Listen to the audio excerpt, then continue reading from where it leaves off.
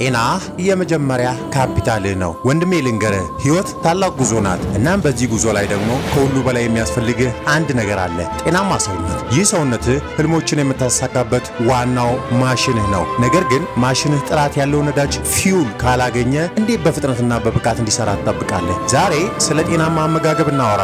ምግብ ለሆድ መሙላት ብቻ አይደለም፣ ወይም ደግሞ ለደስታ ብቻ ብለህ የምትመገበው አይደለም። ምግብ ለአካልና ለአእምሮ የምትሰጠው ኃይል ነው። የሚገባውን ክብር ስጥ። ተፈጥሮ የሰጠችንን ንጹህ ምግቦች ተመገብ። ሰውነትህ በስኳር በተቀነባበሩ ምግቦች ባላስፈላጊ ነገሮች ከመሙላት ተቆጠብ። የምትበላውን ነገር እንደሚያስፈልግህ እንጂ እንዳማረህ አትመገብ። በጥራት ላይ ኢንቨስት አድርግ። ራስህ ላይ ኢንቨስት እያደረግክ ነው። ይህ ለአንድ ቀን ሳይሆን ለዘለቄታው የምታደርገው ውሳኔ ነው። ከምግብ ባሻገር ደግሞ እንቅስቃሴ አለ።